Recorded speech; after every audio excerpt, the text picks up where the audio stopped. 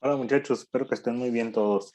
Para terminar de pagar mi deuda con la Sociedad de los Alumnos del Posgrado de Ortodoncia, hoy voy a grabar este video sobre la clase pendiente de la RN. Y pues vamos a comenzar.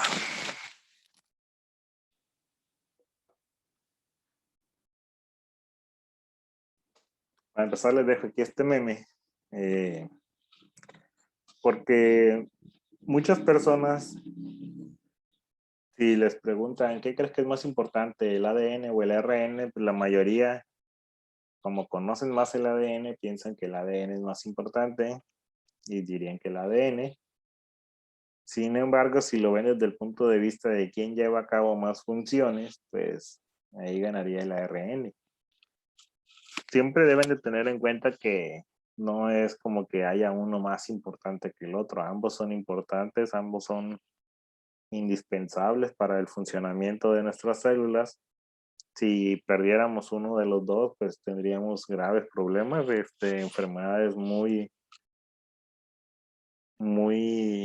agresivas o problemas tan severos como el hecho de no poder reproducirnos y pues que nuestra especie se extinga. Sin embargo, pues una cosa que sí es muy importante y que tiene como objetivo esta clase señalar es que la RN tiene muchísimas más funciones de las que enseñan normalmente en la secundaria o preparatoria. Y pues es algo que me gustaría que aprendieran en esta clase.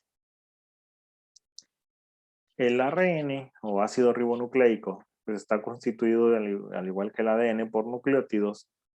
Sin embargo, pues aquí no es la desoxirribosa, es la ribosa, la molécula de azúcar que conforma este nucleótido. También tiene bases como la adenina, la guanina, la citosina y se cambia la timina por el uracilo. Estos ribonucleótidos se unen entre ellos mediante enlaces fosfodiéster en el mismo sentido que la molécula del ADN, es decir, de 5' a 3'.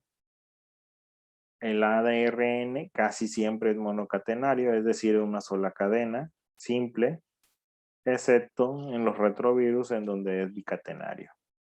Hay algunos tipos de ARN que es una sola cadena, pero se pliega y da una conformación como si fueran dos cadenas, pero es una sola plegada a la mitad. Más adelante van a ver esquemas de eso. El ARN vino bueno, conforme se fueron conociendo más aspectos de las diversas moléculas de ARN y las diversas funciones que tenían, y sobre todo cuando se empezó a estudiar más a fondo los virus, como el que mencionamos en la diapositiva anterior, de los retrovirus o reovirus,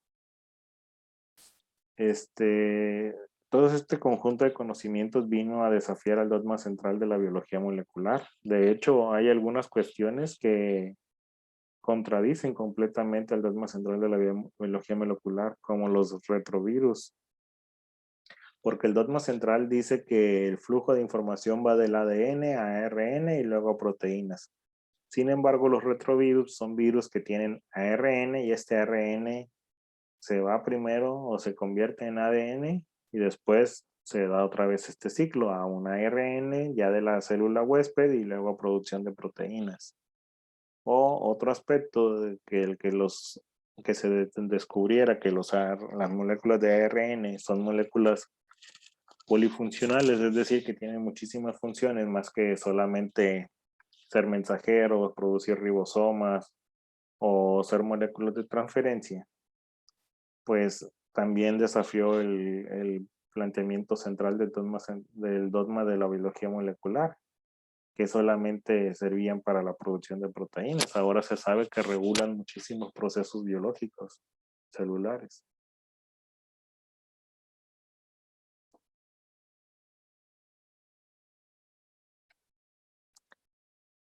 Los, los tipos de ARN clásicos o principales que se conocen son el ARN mensajero, que es una copia complementaria de un fragmento de DNA que tiene un sentido biológico, que este sentido biológico pues sintetizar una proteína y trasladar esa información del ADN hacia el citoplasma de la célula para que se lleve a cabo ahí la síntesis de la proteína. El ARN ribosómico, que forma los ribosomas junto con otras proteínas relacionadas con este proceso, y el RNA de transferencia o transferente, que transporta los aminoácidos hacia las moléculas del RNA mensajero, que sirve como una plantilla para la síntesis de la proteína. Durante el proceso de la transcripción del ADN,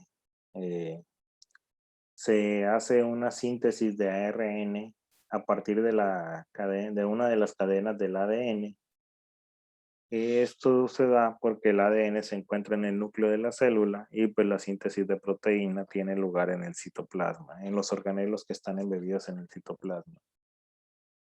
Es por esto que la información contenida en el ADN debe transcribirse a una molécula de ARN mensajero que tenga la capacidad de salir del núcleo de la célula y de llegar hasta el organelo donde empieza la síntesis proteica. Y una vez que se encuentra en esa zona, tiene lugar el proceso conocido como la transcripción, es decir,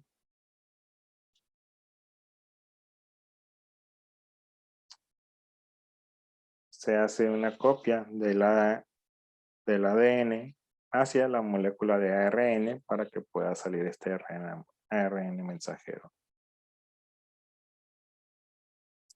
La transcripción pues tiene un sentido, tiene el mismo sentido que hemos estado hablando cuando empezamos a hablar de ácidos nucleicos, es de 5' a 3'.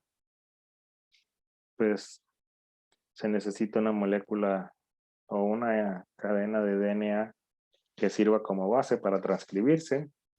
Conforme vaya avanzando este proceso de la transcripción, se van a ir sintetizando la molécula de ARN codificado. No, perdón, más bien se utiliza una molécula de ARN codificado para iniciar el proceso de transcripción y se da en distintas etapas la elongación del RNA mensajero. Esto es en la región codificante del gen que se quiere, de la que tiene la información de la proteína que se quiere sintetizar. Y también hay una secuencia en este segmento del ADN que tiene una secuencia de terminación de la transcripción. Todo este proceso de la transcripción lo lleva a cabo una molécula que es bueno, no es una molécula, más bien es un conjunto de proteínas llamada RNA polimerasa.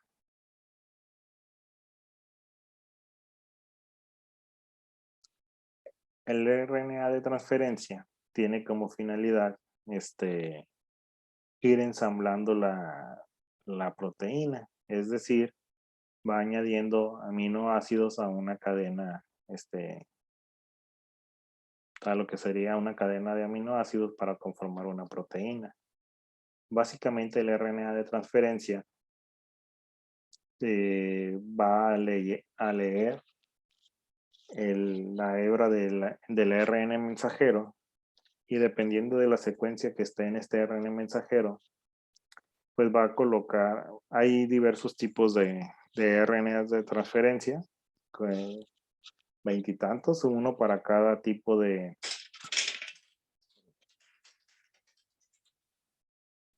uno para cada aminoácido. Y dependiendo de la secuencia del RNA mensajero, pues se va a ir colocando el RNA de transferencia correspondiente a cada aminoácido que deriva de esa secuencia. Entonces, esta molécula del RNA de transferencia solamente tiene la función de colocar el aminoácido en la posición adecuada de lo que sería la molécula de la proteína que se está sintetizando. Y una vez que hace eso, pues se recicla esta molécula, vuelve a su posición original donde se le adiciona otro aminoácido en el extremo 3' de la molécula y pues cuando se vuelve a dar otra síntesis proteica, pues vuelve a participar en este proceso. El ARN de transferencia pues se encuentra en el citoplasma. Hay aproximadamente unos 50 tipos de RNA de transferencia que tienen en común la estructura esta como conocida como de hoja de trébol, que es esta, de sus tres bolitas. Es una molécula de cadena sencilla con 4 regiones de bases complementarias que se aparean en los bucles. Tiene una parte conocida como brazo aceptor, que es donde se une el aminoácido transportado, y el anticodón, que es con lo que identifica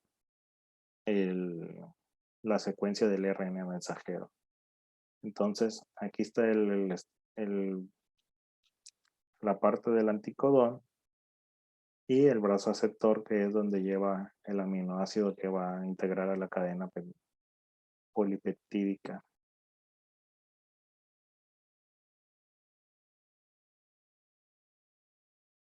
Aquí hay otro esquema de cómo se vería el RNA de transferencia dependiendo de otros modelos.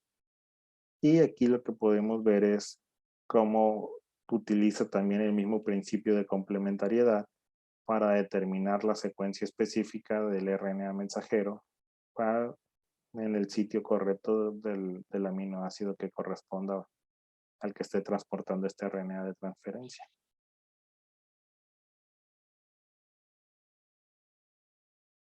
El otro tipo de los RNA principales es el RNA ribosómico, que tiene como finalidad que formen los ribosomas junto con otras moléculas, otras proteínas.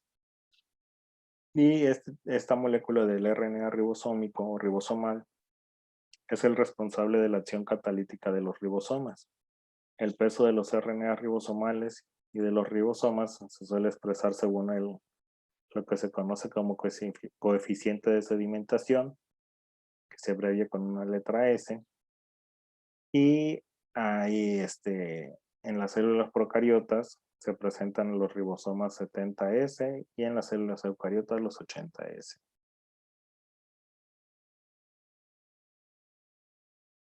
Entonces ya en el fenómeno de la traducción,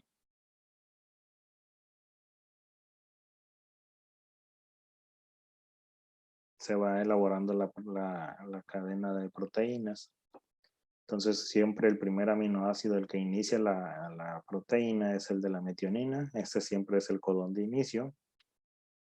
Y cuando llega ya otro, conforme va avanzando la maquinaria de traducción, van llegando los RNA de transferencia que traen los siguientes codones, dependiendo de lo que sigue en la secuencia. Entonces aquí en el esquema, pues ya viene un RNA de transferencia que va a entrar a esta máquina, a esta polimerasa, que ya trae el codón complementario a la sección que sigue de tres bases.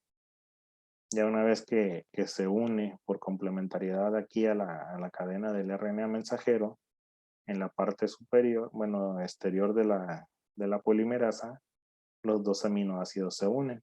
Y así es como se va elaborando la proteína. Cada cachito de tres bases corresponden a un aminoácido de la proteína. Entonces, si una proteína tiene 1000 aminoácidos, pues quiere decir que el RNA mensajero que la sintetizó o que se utilizó para su síntesis, pues tenía 3000 bases. Entre los otros tipos de RNA que existen, pues están el RNA nucleolar, que es un precursor de los RNA ribosomales, se encuentra en el nucleolo de las células. También están los ARN nucleares pequeños, que estos están relacionados con el proceso de maduración de los RNA mensajeros, es decir, con la elaboración del RNA mensajero y todo su viaje desde la parte de la cromatina laxa donde fue sintetizado hasta que sale del núcleo. Y también hay otros tipos de RNAs que son materiales genéticos de virus. Estos generalmente son de cadena sencilla, a excepción de los virus conocidos como reovirus. Aquí hay otro ejemplo de otro de los tipos de RNA mensajero, que son los mRNAs, los microRNAs, que su nombre es mRNA. Y pues Este tipo de RNAs son los que están ahorita como recibiendo la mayor atención en el ámbito científico y se están estudiando sus funciones, los procesos que regulan, su función como marcadores de enfermedad o de procesos biológicos, etcétera. Y también su relación con daños a ciertos órganos o tejidos o como reguladores del proceso de salud de enfermedad. Y con esto terminamos la parte de RNs. Espero que les hayan gustado las clases, espero que les sirvan. Si tienen alguna duda, pues me pueden preguntar en cualquiera de las clases que vamos a tener presenciales o lo pueden hacer si gustan a través de Classroom o de WhatsApp, como ustedes quieran. El chiste es que ustedes no se queden con dudas y que si surgen dudas o preguntas, pues se aclaren. Cuídense.